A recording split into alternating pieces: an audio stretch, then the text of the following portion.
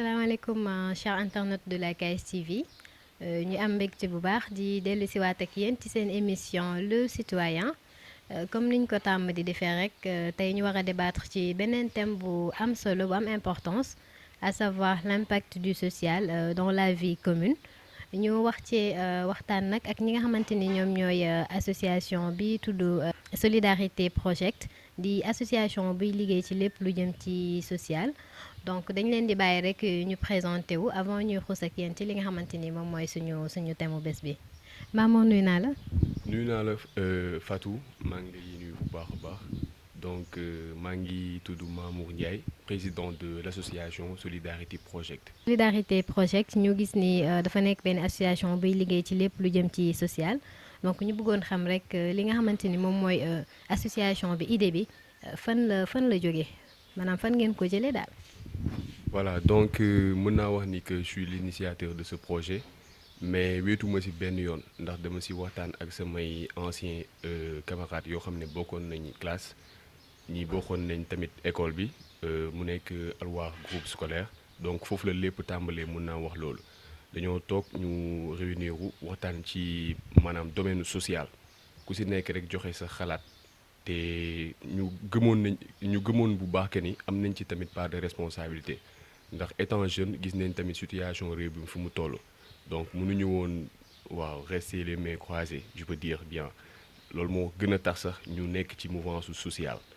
voilà noonu daal la demee lay commencer. Très bien léegi ñu gis ni jot ngeen a réaliser ay activités ci lu jëm ci wàllum social yi ci gën a fës moo nekk yi ngeen jot a réaliser ci période corona bi maanaam est-ce que mun nga ñëwaat ak ñun ci li nga xamante ni moom ngeen jot a def ci période boobu. voilà donc Covid-19 bi nekk na li nga xam ne vraiment dafa tënk réew mi bu baax a baax mais ñun en tant que jeune nekk ci social bi def nañ suñu kéemtalaay kàttan ba satisfaire ñi nga xam ne maanaam tey jii amuñu les moyens tey jii pour sol masque wala jël gel antiseptique et tout ça lépp loo xam ne rek maanaam tey jii war na mën a avancer loo mbir mi à ce que ñëpp ñu mën a fagaru bu baax a baax ci feebar bi lépp matuwaay yooyu yëpp jël nañ ko depuis Covid bi bu mu commencé ba tey soo xoolee mars le Covid bi installé wu fii ci réew mi donc bi ñu jugee ci suñu activité bi à la maison d'arrêt de Liberté 6 au camp pénal si la ñu enchaîné rek ñu ne il faut donc ñu assister ñenn ñi nga xam ne maanaam soxla nañ bu baax a baax ndimbal ci Covid-19 bi donc on a fait 18 daara. mais fan ngeen jëlee li nga xamante ni moom mooy fonds yi wala li nga xamante ni moom moo leen permettre ngeen def réalisation yooyu yëpp. voilà donc pour fonds yi ñun déjà damay sant tous les membres de l'association Solidarité Project parce que étant jeune dañoo maanaam mbir mi dafa nekk li nga xam ne dafa commencé si ñun ba pare li nga xam ne mooy sacrifice en soi donc étant jeune dañoo ne mënuñu ñëw rek ñu am ay partenaires mënuñu ñëw rek maanaam lépp sotteendoo benn yoon donc on a fait le maximum à ce que membre yëpp ku si nekk xam ni que lépp rek dafa war a commencer si ñun donc ñu commencer ak cotisation mensuelle membres yi et tout ça membre bu nekk dafay cotiser 2000 francs le mois chaque mois donc dinañ récolter benn somme noonu la ñu daan def nànk-nànk di dem di couvrir suñu ay activités donc lépp rek da doon dépendre ci ñun mais ba ñu demee ba ci biir am ñenn partenaires yoo xam ne gis nañ ni que li ñuy def lu baax la te tey jii pare nañ tamit pour jàppale ñu ngi ciy dugal seen loxo bu baax et en sus de cela am na tamit suñu yenn membres yoo xam ne ñu ngi nekk au niveau de l'extérieur donc ay jeunes leen comme ñun ñu bokkoon tamit fii classe et tout ça am na tamit suñu yenn tamit ay kilifa tamit yu nekk foofu gis tamit li ñuy def à travers ci réseaux sociaux yi tout ça donc ñuy xool tamit ñoom ñu xool nu ñuy def ba adhérer donc mbir mi noonu la demee. Très bien ñu gis aussi que à part daara yi à part les familles ñi nga xamante ni soxla nañu aide durant période corona bi ngeen di yëngatu ci lu jëm ci yeneen xale yi ci beneen côté maanaam ci pouponnières yi lan moo nekk li nga xamante ni jot ngeen ko liggéey ak pouponnières yi wala yan pouponnières ngeen jot a defaral yenn activités yi toujours dans le volet social. donc toujours dans le volet social. voilà léegi mooy comme pouponnières yi jot nañ dem pouponnière bi nga xam ne mu ngi nekk Mbour waa de cité de l'Emmanuel noonu la pouponnière bi tudd. Donc dem nañ fa ñu xool situation yi parce que période Covid bi la tamit donc gars yi dañoo nekkoon bu baax a baax a baax ci manquement bu baax ci wàllu maanaam nourriture. Donc ñu jot a wax ak sœur bi nga xam ne moo nekk foofu noonu madame Joseph Ndong ñu ngi koy nuyu de passage. Donc ñu jot a waxtaan ak moom laaj ko maanaam lan la bébé yi soxla parce que gis nañ ni que yaa ngi jàllale benn information à travers ci réseaux sociaux yi tout ça mu xamal ni ñu carrément def benn liste waaw énumérer maanaam lépp li nga xam ne rek bébé yi soxla nañ ko. Donc ñu tënk suñu programme tënk suñu date après ñu waxtaan si ñu xool na la ñuy defee ba dëgmal benn stratégie pour mën a dem si pouponnière boobu noonu si lañ jot a dem voilà jox leen lu si mel ni ay céréales ay meew ak lépp loo xam ne ay couches maanaam lépp loo xam ne rek bébé yi dinañ ko soxla bu baax a baax eau minérale et tout ça. Donc noonu la demee te tamit dañuy gën a continuer parce que du Mbour rek la ñuy yem incha allah dinañ gën a xool yeneen pouponnières yoo xam ne vraiment soxla nañ ndimbal bu baax a baax a baax. mais après li nga xamante ni mooy activité yi nan ngeen di jàngatee impact bi nga xamante ni seeni action am nañ ko par rapport ak cible bi ngeen amoon. Voilà donc impact bi nekk na loo xam ne genre je veux dire que c'est positif. Parce que dinañ leen jàppale dinañ leen taxaw ba ñoom dañ koy gis bu baax a baax a baax ñu xam ne réellement que ni li ñu def nii lu am solo la ndax amal na leen njëriñ. Très bien mais vous en tant que membre de Solidarité Project qu'est-ce que ça vous fait concrètement après réalisation benn activité. Vraiment après réalisation activité yi da ngay gis ni que presque tous les membres ils gardent le sourire te loolu satisfaction totale la. Parce que tey jii nga dem jàppale nga dem jox nit ki tey jii maanaam reetaan ak mbégte boo xam ne tey jii xamoo lala la ci suñu borom di la fay maanaam loolu mbégte la ak contentement dañ ciy kontaan dañ ciy gis suñu bopp bu baax a baax a baax.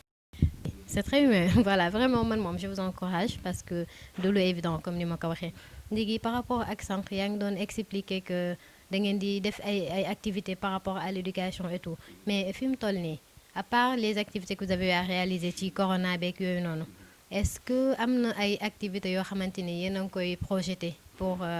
le long terme. Voilà donc même le projet à venir ñu ngi maanaam xuus ci volet éducation parce que tey jii l'éducation je peux dire que c'est la base donc ci lépp loo dugg rek éducation daf ci am solo bu baax a baax. Voilà donc moo tax incha allah le projet qui va venir dañuy nekk ci maanaam volet wu éducation ñu jéem a xool école yi nga xam ne ñu ngi au niveau des villages ñu xool lu ñu leen di assister jéem a yóbbu foofu ay fournitures et tout ça donc ñu ngi ciy waxtaan instant yi ñu ngi def démarches yi et tout ça xam naa dañoo nar a fusionner sax ak benn association bu nekk au niveau de Sandiara donc ñu ngi ciy def ay démarches ñu ngi ciy waxtaan bu baax a baax ñu ngi xool. ñaata école incha allah la ñuy war a mën a assister comme ça à ce que ñu mën a satisfaire seen ay besoins ba pare tamit lépp li nga xam ne war na rek ñu def ko maanaam foofu noonu incha allah. Très bien donc Mamor vu que li ngeen jot a réaliser yëpp ak li ngeen di projeté ci réalisation yëpp lan moo nekk li nga xamante ni maanaam mën nga ko wax jeunes yi nga xamante ni ba tey jii nii. conscient guñu ci seen importance dans la société wala conscient guñu ci rôle bi nga xamante ni moom la ñu war a jouer en tant que citoyen ci li nga xamante ni mooy volet social ci seen dëkk ak ñi nga xamante ni aussi ay borom daraja lañ xam ne am na lu ñu war a def ci seen dëkk te conscient guñ ba tey ni loolu seen wareef la lan nga leen di wax. Donc déjà étant jeune je me dis que doo xaar tout le temps état wala maanaam ngay xaar nit il ne faut pas être dépendant. Donc moo tax ñun ñu def sacrifice en soi boobu noonu lépp rek dafay tàmbalee ci ñun après ñu mën a continuer après yàlla def ci sutura donc il faut tey jii jeunes yi li ma leen di ñaax ak li ma leen di dénk mooy que ni lépp rek dans la vie il faut avoir l'engagement et la motivation. mën a réaliser suñu ay projets à ce que tey jii ñëpp gis ñu topp ci suñu ginnaaw parce que ci réew bi ñu nekk la te vraiment. Étant jeune rek nga mën a maanaam nekk ci aspect boobu noonu voilà balaa muy weesu nag il faut ñu taxaw ci ñu xool nan la ñuy mën a avancer loo mbir mi nan la ñuy mën a avancer loo suñu réew bu baax a baax loolu moo ci am solo. voilà am na solo bu baax donc je pense que message bi jàll na bu baax et que jeunes yi nga xamante ni ñu ngi ñuy seetaan dinañ ci gën a mën a jël exemple gën a conscient ci li nga xamante ni moom moo leen di xaar ci seen réew en tant que citoyen. Mamour, votre mot de la fin. Voilà, donc maa ngi lay remercier encore une fois Fatou di remercier les internautes de Kaay Seetaan TV vraiment di rafetlu bu baax a baax initiative bi di rafetlu tamit invitation bu baax a baax ndax tey jii à travers visibilité bi la ñu mën a gën a wax li nga xam ne moo nekk ci ñun li nga xam ne tamit moo mën a avancer loolu suñu réew. Donc je tiens à remercier aussi tous les membres de l'association Solidarity Project et les membres et pratiquement les partenaires et tout ça ñëpp ñi nga xam ne rek maanaam depuis lors ñu ngi nekk di def seen contribution di ñu jàppale bu baax a baax à ce que ñu mën a suñu projet gën a jëm kanam et tout ça donc vraiment maa ngi rafetlu bu baax a baax encore une fois émission bi merci encore une fois. Merci beaucoup à vous Mamour, merci beaucoup à tous les membres de l'association Solidarity Project ci li nga xamante ni mooy liggéey bu am solo bu ñu nekk di def ci seen réew. Donc xam naa très prochainement dinañ àndaat ak ñoom ci li nga xamante ni ñoom ñooy seen activité prochaine pour que ñu gën a xam li nga xamante ni moom mooy suñu wareef ñun en tant que jeune dans notre société. Voilà, donc ça sera tout pour aujourd'hui, chers internautes de la KS TV. Ñu leen di remercier bu baax ci fidélité bi ngeen am envers nous. Donc di leen jox rendez-vous très prochainement ci beneen numéro ci yeneen thème ak maanaam yeneen invité toujours ci li nga xamante ni moom moo ñuy concerné ñun en tant que jeune, en tant que citoyen ci suñu biir dëkk. Merci beaucoup. Donc dañu bëggoon a xam yow nan nga gisee li nga xamante ni mooy rôle bi jeunes yi di jouer par rapport ak le volet social maanaam ay ndaw yoo xamante ni dañuy yëkkati seen alal taxaw pour jàppale ñi nga xamante ni dañoo gis ni dañoo nekk dans des situations difficiles wala ñu jàpp ni ñoom war nañoo jàppale ñooñu pour participer ci développement wu seeni dëkk. waaw loolu da yaakaar naa moom lu baax la parce que jamono juñ toon nii jamono ju xaw doy war quoi ay jeunes bu mu amee initiative yi baax pour jéem a dimbali ay ñoo xam ne ñoo leen tane. du ma ne néew doole parce que Sénégal nekk rek dëgg wax moom néew doole am na fa waaye nit ñi ngi jàppalante comme ay jeunes jël nañ initiative dimbali loolu yaakaar naa lu baax la moo gën ne ci détails yoo xam amul benn njariñ amul société bi njariñ jàppalante solidarité dafa nekk lu baax quoi nit moom bu fekkee am nga dimbali sa morom quoi nit ko am dimbali sa morom te Sénégal gi sax yaakaar naa ne moom solidarité moom am na fi yaakaar naa moom. Mais tout ça là, moi je pense que tout ça là, ça dépend de l'État. Parce que s'il n'y a pas de sécurité, tu ne pourras pas, c'est-à-dire investir ou bien travailler dans une société ou bien aider quelqu'un. Après tout, c'est la sécurité d'abord. Donc c'est pour cela que je dis vraiment, on peut remercier bon Dieu et l'État aussi. On va avec la rubrique Xam sa réew. Sëñ bi na nga def. waaw sant yàlla bu baax a baax. Voilà dañu bëggoon xam Sénégal kan nga gis ni moom moo nekk premier président bi. comme premier président bi de la république wala. de la république du Sénégal. waaw Léopold Sédar Senghor moom lañ ko xamee woon. D'accord léegi premier ki nga xamante ni moo njëkk a nekk premier député noir au Sénégal. premier député noir ah loolu moom xam naa ne moom dama ciy def rek Lamine Gueye de wala Lamine Gueye moom Lamine Gueye de laa ko yaakaaroon man daal du noonu wala. sëñ bi na nga def. voilà est-ce que mën nañu xam kan nga gis ni moom moo nekk premier député noir fii nii ci Sénégal. sëñ soxna si yooyu de moom man dama ciy gëstu. gëstu woo ci te nga dëkk Sénégal. te xaw ma ci lu bari de man moom. xanaa nekkatoo citoyen sénégalais. non moom laa nekk sax waaye xam nga rek dafa am yenn yu bëri yoo xam ne boo ko naree lijjanti ak sonn ak coono moo lay toog waaw balaa jàng bañ ko lijjanti toog jàpp sa njàmm. Je voulais savoir, selon vous, qui a été le premier député noir ici au Sénégal? Le premier député noir au Sénégal. J'aime pas ce genre de questions. Voilà chers internautes de la KS TV donc ñu génn ak yéen ci fi nga xamante ni moom mooy seen rubrique